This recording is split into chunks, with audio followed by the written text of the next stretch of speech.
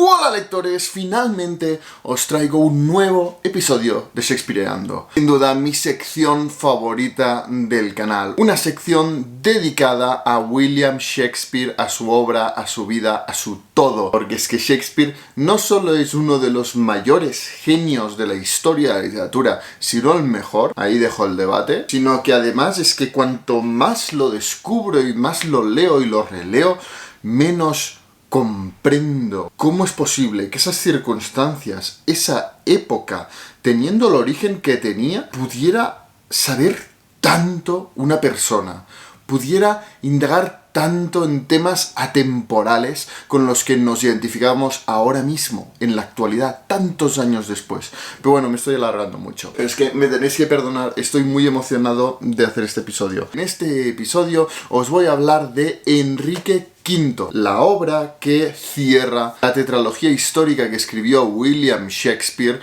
conocida como Tetralogía de Lancaster o, como la llamo yo, la Henriada. Nunca me voy a cansar de decir que esta sección, aunque sea una de las menos vistas del canal, si atendemos a los números, esta sección es un absoluto fracaso. Cuando lo creé lo hice con unas grandes expectativas porque consideraba que no existía una sección así en todo BookTube en español dedicada a hablar de Shakespeare, de su obra, pero además pues de una forma quizá no tan académica, sino simplemente desde la perspectiva de un ignorante como yo que le apasiona Shakespeare, quizá por los motivos equivocados, quizá no, pero que se pone ante la cámara a compartir su pasión y lo que más le ha gustado de cada obra que ha leído de Shakespeare, ¿no? Porque recordemos pues que Shakespeare se han escrito miles de tesis, cada obra suya tiene estudios interminables, por lo que da un poco de vértigo hablar de Shakespeare. Pero a pesar de que ha sido pues bastante fracaso en cuanto a números, es extrañamente la sección de la que me siento más orgulloso. Siento que estoy construyendo algo y en este sentido traeros hoy este vídeo hablando de Enrique V y dejando en YouTube 4 vídeos dedicados a analizar esta tetralogía, pues estoy muy orgulloso de haberlo completado. Recordar que en la sección Shakespeareando también se diferencian las reseñas, pues que hago spoilers, porque creo que no se pueden hacer spoilers de la obra de William Shakespeare, y si se puede, no importa, porque lo importante de William Shakespeare no es la trama, no es la historia, no es lo que ocurre, si es que de hecho aquí estamos hablando de la historia de Inglaterra. Lo tenéis en los libros de historia. Hay por aquí alguien que me está echando la bronca de un spoiler de física o química. Mi vida hace 10 años que se terminó. Si a eso lo llamas spoiler, ya te digo yo que a Jesucristo lo crucificaron. Te lo digo por si te quieres ahorrar leerte la Biblia. Joder, spoiler. Antes de pasar a centrarnos propiamente en Enrique V, si me lo permitís, voy a hacer una breve recapitulación de las obras anteriores para situarnos en la historia, ¿no? En dónde estamos en la historia. La tetralogía empieza con Ricardo II y precisamente esta obra nos habla de la caída del rey legítimo de Inglaterra en una revuelta que, aprovechando la guerra que Inglaterra tenía con Irlanda, promueve Enrique de Bolingbroke por una mezcla de venganza y ambición. Por lo que al final de esta primera obra termina el reinado de Ricardo II y empieza el de Enrique IV. La siguiente obra es la primera parte de Enrique IV. Y la primera sorpresa al empezar a leer esta obra fue que el protagonista no fue Enrique IV, aquel Enrique de Bolingbroke que se hizo con el poder, sino más bien su hijo, el príncipe Hal. Y si algo destaca en esta obra es el contraste constante entre las escenas de la corte, protagonizadas por un Enrique IV preocupado por los opositores, los todavía leales a Ricardo II, que conspiran para hacerlo caer, y a la vez las preocupaciones por su hijo, por el que no sea un digno sucesor de la corona. Con las escenas de taberna, las escenas vulgares, divertidas, protagonizadas por el príncipe Hal, frecuentando las peores compañías, que incluye a uno de los personajes más famosos de Shakespeare, Falstaff. Pero a la hora de la verdad, al final de esta obra, en una guerra contra los rebeldes, se descubre el verdadero carácter del príncipe Hal, ya no solo como digno sucesor del trono, sino directamente como héroe de la batalla. En la segunda parte de Enrique IV, en la tercera obra de esta tetralogía, somos testigos de la culminación de esa transición del príncipe Hal, de frecuentar malas compañías, tabernas y orgías, al gran rey que va a ser, con el fin definitivo de su amistad con Falstaff, y finalmente con la muerte de su padre, con la muerte de Enrique IV, empieza el reinado de Enrique V. Pero hasta ahora solo habíamos conocido a Enrique V como el príncipe Hal. Más allá de su evolución como personaje, me moría de ganas de saber cómo sería como rey. Y lo he descubierto en Enrique V, la obra que pone fin a la Henriada y de la que os quiero hablar en este episodio. Como siempre, hacer una mención a la editorial que ha hecho posible esta sección, patrocinándola de alguna manera, regalándome los libros que yo leo, que es la traducción al catalán de Salvador Oliva. De verdad que yo no puedo hacer más que recomendaros, si leéis en catalán, esta edición de Vicenç Vives y además las traducciones de Salvador Oliva y sus introducciones, por lo que desde aquí agradecerle a Vicenç Vives que me haya facilitado estos libros para que yo pueda crear este contenido y recomendaros muy sinceramente estas ediciones. Y sin más dilación, que tengo muchísimas cosas que comentaros, bienvenidos a Shakespeareando, bienvenidos a Trotalibros.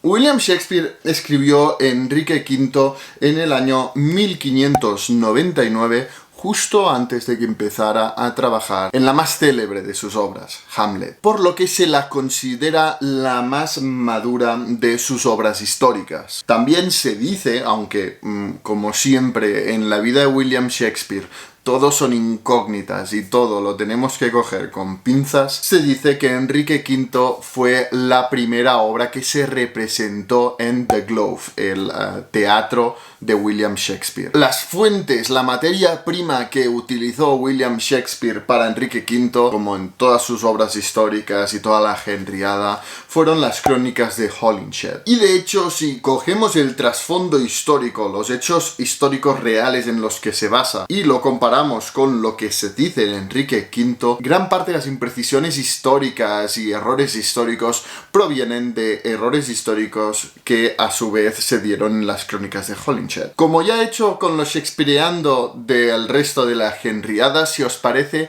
antes de hablaros propiamente de la trama de la obra de teatro de Enrique V, vayamos al trasfondo histórico. Esta obra se ambienta en el reinado de Enrique V, un reinado que duró tan solo 9 años, y específicamente recrea dos eventos que fueron quizá los dos mayores éxitos de Enrique V y la razón por la que se tiene a Enrique V como uno de los mejores reyes que ha tenido Inglaterra, que son la batalla de Azincourt y el posterior tratado de Troyes. La situación de Inglaterra cuando Enrique V fue coronado era bastante buena. Una vez sofocados los rebeldes, Inglaterra era fuerte tanto económicamente como nacionalmente, era un país unido. Si repasamos el currículum de Enrique V antes de ser coronado, veremos que realmente tenía muchísima experiencia, tanto a nivel político como administrativo como militar. Se lo tenía como un rey muy creyente y muy devoto. Y desde el momento en el que fue coronado, el principal objetivo de Enrique V como rey fue una serie de ducados franceses que consideraba que le correspondían por descendencia en esos líos entre los reyes de Europa, que están todos relacionados. Consideraba que le correspondían los ducados de Aquitania, Guyena, Gascuña y Normandía, que conformaban hasta un tercio de Francia. Poca broma. Y de hecho, la mayoría de historiadores están de acuerdo con sus pretensiones en el sentido de que, siguiendo las leyes de la época, le correspondían por descendencia. Así que Enrique V se dispuso a marchar a Francia para exigir sus derechos. Y contra todo pronóstico, porque el número de efectivos ingleses era muy inferior a los franceses, con una suerte inimaginable dio con el momento perfecto para atacar Francia. Y es que en aquel preciso momento había una guerra civil entre diferentes duques de Francia y el rey de Francia estaba completamente loco, demente. Su suerte culminó con la famosa batalla de Azincourt, que con un ejército muy inferior, ganó a Francia. Y así es como se llega al Tratado de Troyes, en el que Enrique V consiguió que el rey de Francia lo nombrara heredero casándose con su hija. Sin embargo, Enrique V moriría muy pronto a la edad de 36 años. Hasta aquí los hechos históricos en los que se inspira esta obra. Pero como siempre, William Shakespeare coge esto como una materia prima y lo transforma. Yo creo que también muchas de sus fuentes eran rumores, leyendas que corrían sobre los diferentes reyes de Inglaterra. Y se nutría de todo esto para crear una gran historia y sobre todo unos personajes de lo más humanos y complejos. Así pues, la primera diferencia ya la sabemos, que es en el propio Enrique V. Quien haya leído ya la primera parte y la segunda parte de Enrique IV, alzado las cejas cuando he repasado el currículum de Enrique V, el real, en el sentido de que había gestionado administraciones, había sofocado rebeliones, era devoto, creyente, un hombre entregado desde su nacimiento a su deber como heredero de la corona. Pero el príncipe Hal o Enrique V que nos plantea y nos presenta William Shakespeare en su tetralogía es muy diferente, especialmente en su pasado en los bajos fondos de Londres. Cuando conocemos al príncipe Hal, es un hombre disipado. Ante la preocupación de su padre, está todo el día en fiestas de juerga con amigos, y luego vamos viendo cómo se va convirtiendo en el rey que será, como un ideal de rey perfecto de una nación. En este sentido, la evolución del personaje a lo largo de hasta 3 obras es impresionante. Y en ese sentido, Shakespeare se aprovecha de leyendas urbanas que corrían sobre Enrique V, en el sentido de rumores que corrían de que había tenido una juventud muy movidita, para insinuar de alguna manera que al haber estado en tabernas, al haber frecuentado las peores compañías de Londres, el pueblo llano, y no encerrarse en la corte, fue un ingrediente importantísimo, esencial, imprescindible para la fórmula del rey perfecto. Y lo vemos constantemente en Enrique V, como es capaz de comunicarse con sus soldados, con personas que no forman parte de la corte, y se sabe comunicar con ellos, sabe motivarlos, etc. Pero bueno, me estoy avanzando. La última parte de la henriada, Enrique V arranca con su decisión de ir a Francia para exigir los ducados que le pertenecen. Y también con la noticia de la muerte de Falstaff, cosa que me sorprendió en el sentido de la poca importancia que se le da en esta obra a la muerte de este personaje que ha sido tan importante en las 2 obras precedentes, pero es que ni siquiera aparece en esta obra. Simplemente se comenta la noticia de que ha muerto de pena, pero es que ni aparece. Y a partir de ese momento, la acción se traslada a Francia. A lo largo de toda esta historia, como le gusta hacer a William Shakespeare, va combinando 2 tipos de escenas. Por un lado, las épicas escenas protagonizadas por el rey Enrique V, y por el otro, una serie de escenas cómicas protagonizadas por muchos de los que fueron compañeros suyos de taberna en la juventud del príncipe Hal, que aportan anécdotas cómicas en esa guerra tan épica. Si nos centramos en el primer tipo de las escenas, en las escenas protagonizadas por el rey, nos encontramos que la parte más increíble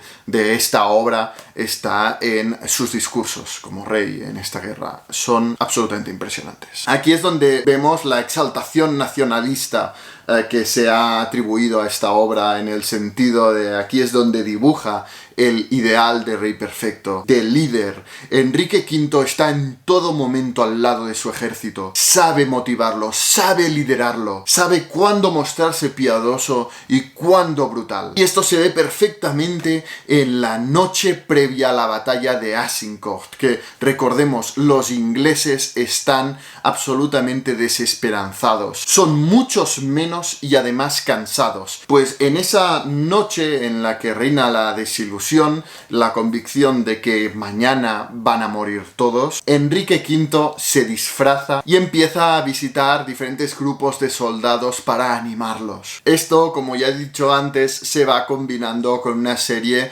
de escenas protagonizado por un grupo de soldados rasos, Pistola, Nim y Bardolfo, que son cobardes y pendencieros y bueno, aportan esa nota que aportaba en las obras precedentes Falstaff, quizá no con el ingenio de Falstaff, pero bueno, aportan una nota divertida. Y una curiosidad de esas escenas es que cada uno de esos soldados representa los diferentes países del Reino Unido. Hay un inglés, un escocés, un irlandés y un galés. En cuanto al estilo de la obra, lo que más llama la atención es el uso del coro por parte de William Shakespeare. Recordemos que el teatro isabelino no tenía decorados, por lo que la situación de William Shakespeare al escribir esta obra, al pensar era muy complicada porque tenía que transmitir una historia complejísima, con muchísimos escenarios, con batallas épicas impresionantes y muchísimos hechos históricos, con un tiempo limitado, con pocos actores y prácticamente sin decorado. Por lo que para representar una historia tan amplia y tan ambiciosa, lo que hizo es poner un coro al principio de cada acto, que a diferencia del coro griego en el que se inspira esta idea, el coro de Enrique V solo es un actor, que al principio de cada acto sale y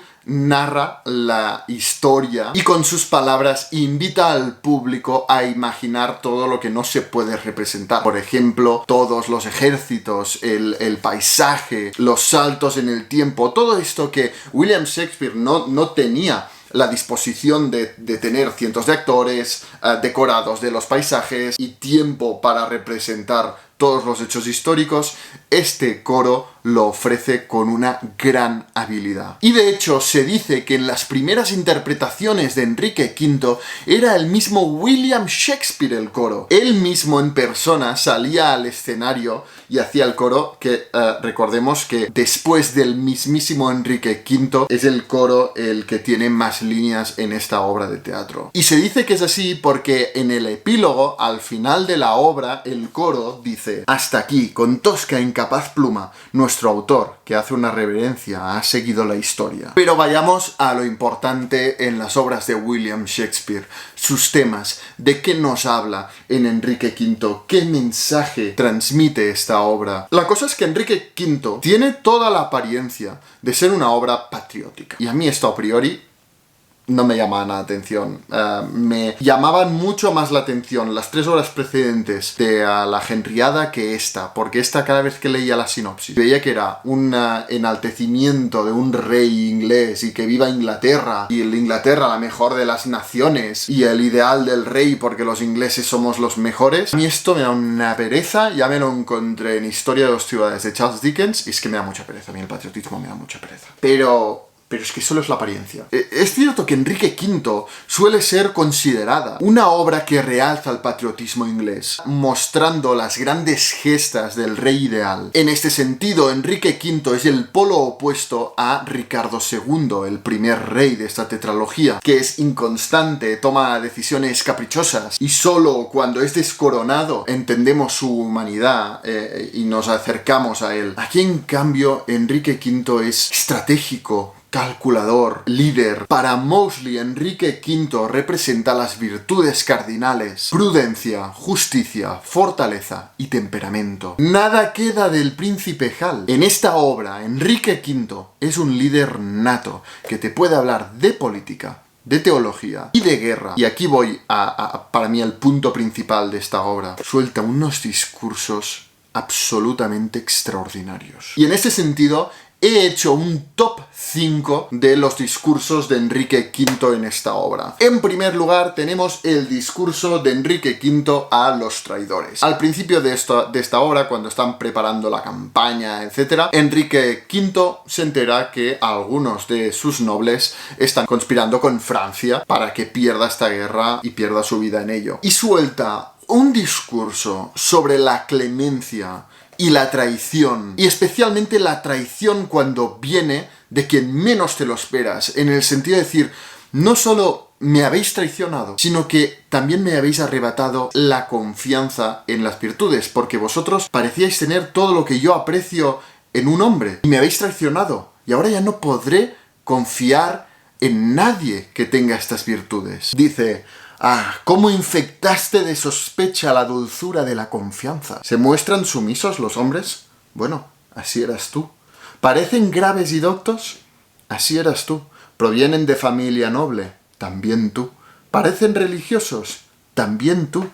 ¿O comen con sobriedad, libres de pasiones groseras o de alegría o furia, serenos de espíritu, sin ser doblegados por la sangre, engalanados y provistos de atuendos modestos, no usando el ojo sin agregar el oído y sin fiarse de ninguno de los dos sin juzgar con claridad? Así parecías tú, tan espléndidamente provisto. Y así, con tu caída, has dejado una especie de mancha que marca de sospecha al hombre cabal, mejor dotado.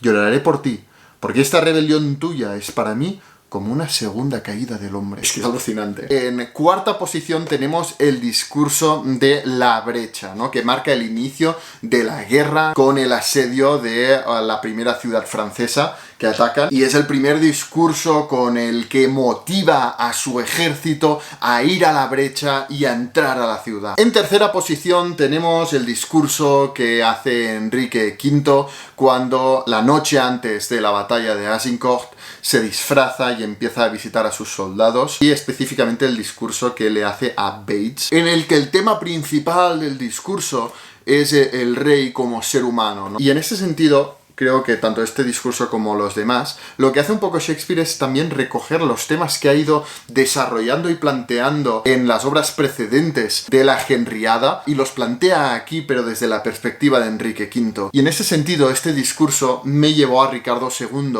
el momento en el que es descoronado, llega a Inglaterra y hace, bueno, seguramente el momento más importante de Ricardo II, ese discurso en el que él se reconoce no como rey, ni como Dios, ni como nada, sino como ser humano, tan miserable y tan imperfecto como cualquier otro ser humano, cosa que, teniendo en cuenta la época y que Shakespeare mostrara una faceta tan humana de los reyes, es chocante, ¿no? Pero aquí lo hacemos desde un rey derrotado, y aquí en Enrique V vemos otra perspectiva completamente diferente de esta confesión de rey como ser humano, con las debilidades y las virtudes y los defectos de un ser humano. Y si este discurso me recordó a Ricardo II, el discurso que está en segunda posición en mi ranking de discursos de Enrique V, me llevó a Enrique IV, especialmente en el discurso, también nocturno, que hace Enrique IV hablando del peso de la corona. Enrique IV dice: "Guau, todo el reino está durmiendo y yo estoy aquí despierto, nervioso por lo que tiene que acontecer. Qué bien se debe vivir sin ser rey, ¿no? Siendo alguien del pueblo llano que duerme sus noches tranquilamente". Pues bien, una vez ha visitado a todos los soldados en esa noche previa a la batalla de Azincourt, Enrique V también hace un monólogo en este sentido, diciendo pues el peso de la corona, ¿no?, lo duro que es ser rey. Y luego en primera posición tenemos el famosísimo discurso del día de San Crispín. Bueno, es el discurso que hace Enrique V justo antes de la batalla de Azincourt para motivar a su ejército justo antes de la batalla contra el ejército francés. Y lo siento mucho, pero es que lo tengo que poner en este Shakespeareano, os lo tengo que poner. Oh, that we now had here but 1/10,000 of those men in England that do no work today. What's he that wishes so? My cousin Westmoreland. No, my fair cousin. If we are marked to die, we are enough to do our country loss.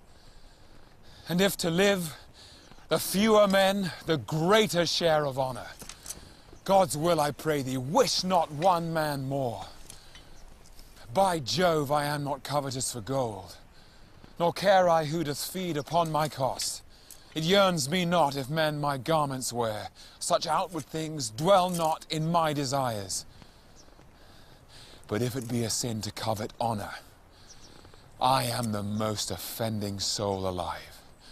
No faith, my cuz. Wish not a man from England. God's peace!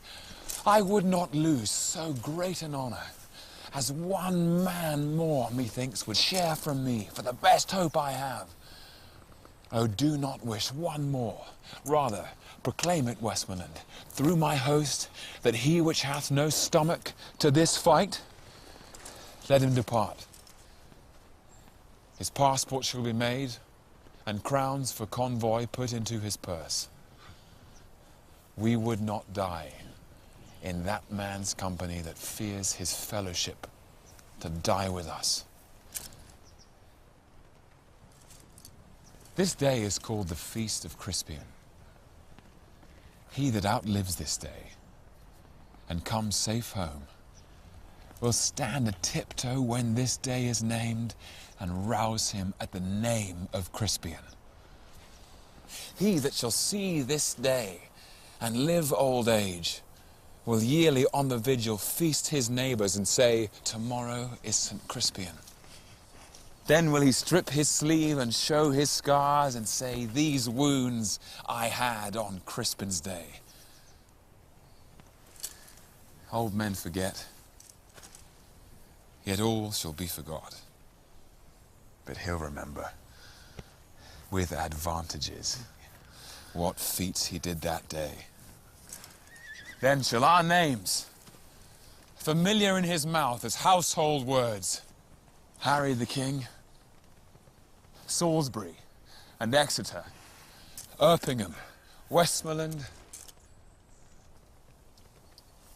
and York, be in their flowing cups freshly remembered. This story shall the good man teach his son, and Crispin Crispian shall ne'er go by from this day to the ending of the world. But we in it shall be remembered. We few. We happy few. We band of brothers. For he today that sheds his blood with me shall be my brother. Be he ne'er so vile, this day shall gentle his condition. And gentlemen in England now abed shall think themselves accursed they were not here, and hold their manhoods cheap, whiles any speaks that fought with us upon St. Crispin's Day. Es que me parece extraordinario, me quedé sin palabras. Y esto me lleva a hablaros del personaje de Enrique V. Porque, como dice Harold Bloom, este discurso nos emociona, nos llena el corazón de decir, venga, tú mismo como lector quieres ir a luchar. Pero ni nosotros ni él nos creemos una palabra de lo que dice. Esta es la complejidad, lo que, a ver si soy capaz de expresarlo en este Shakespeareando de Enrique V. Como dice Harold Bloom, nos deleitamos y sentimos escalofríos, pero precavidamente. Porque a mí se me hizo evidente en toda la lectura que detrás de la apariencia de obra patriótica hay algo más. Obviamente Shakespeare en 1599 no podía escribir una obra criticando a uno de los reyes más idealizados de Inglaterra, un modelo de monarca en su país, pero utiliza una fina ironía que yo, honestamente, no sé cómo lo hace, pero a mí me la ha transmitido en todo momento, pero hace que admires a Enrique V, pero a la vez veas en todo momento su cálculo. Y en ese sentido Shakespeare demuestra ser consciente del cálculo y los intereses en juego en una campaña como la de Francia. Demuestra ser conocedor de cómo la retórica esconde puros y fríos intereses políticos. De hecho, la obra de Enrique V arranca con Enrique V pidiendo al arzobispo que justifique y legitime su campaña a Francia. Pero de hecho, y como recuerda Salvador Oliva en la introducción de la edición de Vicens Vives, y hace tiempo que ha decidido hacer esta guerra. La cuestión es legitimarla y buscar razones. Pero en la última escena de la segunda parte de Enrique IV, dice perfectamente que tiene la intuición de que va a ir a hacer la guerra en Francia. Y su padre, antes de morir, le recomienda que unifique el país con una contienda extranjera. O sea que en todo momento, aunque no se explicita en ninguna palabra, Shakespeare consigue que en todo momento intuyas y se haga evidente la ambición de Enrique V. Un personaje que no quiere saber nada que no convenga a sus fines. No quiere saber nada de Falstaff, el que había sido su mejor amigo. No le tiembla el pulso al condenar a muerte a antiguos compañeros suyos de taberna, así como a los 3 nobles traidores. Es un personaje que sabe interpretar la realidad según le convenga a sus fines políticos. Y de la misma forma que no sé explicar cómo Shakespeare consigue esto, cómo consigue transmitirte todo el cálculo y toda frialdad y todos los intereses que hay detrás de toda esa epicidad, tampoco sé muy bien cómo explicar lo que crea en ti como lector, en el sentido de que estás a favor de Enrique V porque es carismático y tú lo quieres seguir, pero en todo momento a la vez eres consciente de su ambición, de su hipocresía y de cómo manipula a todo el mundo para conseguir sus fines. Cómo disfraza de virtud nacional y epicidad su cálculo y ambición personal. En ese sentido me recordó a series como Peaky Blinders y House of Cards, que están protagonizados por hombres absolutamente brutales, despiadados y villanos. Son villanos los protagonistas de estas series, pero estás a favor suyo por la habilidad que tienen de conseguir sus fines. Como dice Harold Bloom, Enrique V es brutalmente astuto y astutamente brutal, cualidades necesarias para su grandeza como rey. En conclusión, me ha parecido la más sutil de las obras que conforman la Henriada. Es la primera de las obras que no me sé explicar cómo Shakespeare consigue lo que consigue, cómo te vende una obra patriótica y no te puedes basar en nada que diga en esta obra para decir no es una obra patriótica, no es un enaltecimiento del ideal del rey inglés y de la nación inglesa. No hay ninguna frase aquí que digas aquí es donde está la ironía, pero consigue transmitirte una sutil ironía, una crítica al gobernante. Detrás de la apariencia de obra patriótica que exaltará los corazones de los espectadores más nacionalistas, deja intuirse los mecanismos que giran detrás de la retórica, los intereses de la política en juego. De alguna manera es un canto antibelicista, porque muestra las frías ambiciones que hay detrás de todas las graves consecuencias que crea la guerra, la muerte y la destrucción. Y en este sentido, Enrique V me ha recordado al príncipe de Maquiavelo. Enrique V es de los personajes más maquiavélicos que he visto en literatura. Así pues, cierro la Henriada absolutamente impresionado. Salvador Oliva define Ricardo II como la lírica trágica, la primera parte de Enrique IV como la alegría de vivir, la segunda parte de Enrique IV como las ilusiones frustradas y Enrique V como el reino de este mundo. Vemos en Enrique V la culminación de ese personaje que es el príncipe Hal, que aparece en la primera parte de Enrique IV. Un personaje que lo hemos visto en tabernas, aprendiendo de la filosofía de Falstaff, que no deja de ser la filosofía del pueblo llano, y cómo utiliza estos conocimientos y con una gran inteligencia emocional, cómo manipula a todo el mundo, desde su padre a Falstaff, a toda Inglaterra y finalmente al final de Enrique V incluso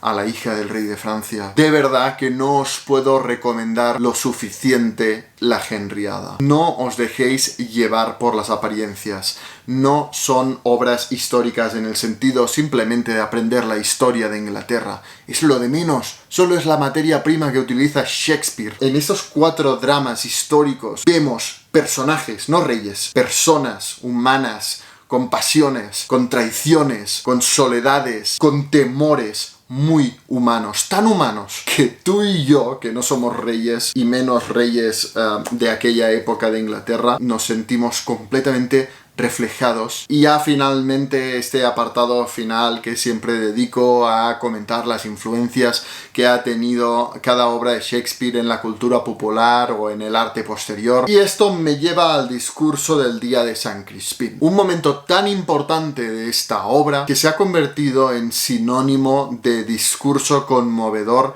para unificar un país en una causa, en una guerra. Incluso en el mundillo de los guionistas y del cine se conoce como discurso del día de San Crispín cualquier discurso que se dé en una película justo antes de una guerra para motivar a una nación a ir a la guerra aunque pocas sean las esperanzas de ganarla. Así, por ejemplo, los discursos de Theoden y Aragorn en El Señor de los Anillos, El Retorno del Rey, son ejemplos de discursos del día de San Crispín en otras historias. Otro ejemplo de discurso del día de San Crispín es el del final de la película Independence Day. Pero también, si vamos a la historia real, más allá de las películas y del arte, se ha utilizado el discurso del día de San Crispín en las guerras napoleónicas. Horatio Nelson, justo antes de la batalla del Nilo, leyó el discurso del día de San Crispín de Enrique V de William Shakespeare. Y durante la Segunda Guerra Mundial, el actor Laurence Olivier lo leyó en la radio para motivar a los soldados ingleses. Y se dice que inspiró al mismísimo Winston Churchill su famoso discurso de nunca tantos debieron tanto a tan pocos. Si vamos a las películas, también vemos mucha presencia del discurso del día de San Crispín. Por ejemplo, el discurso de Mel Gibson en Braveheart, justo antes de la batalla de Stirling, está inspirado en el discurso del día de San Crispín de Enrique V. También el discurso del día de San Crispín ha aparecido en películas como El hombre que mató a Liberty Balance. E incluso en una escena eliminada de X-Men 3,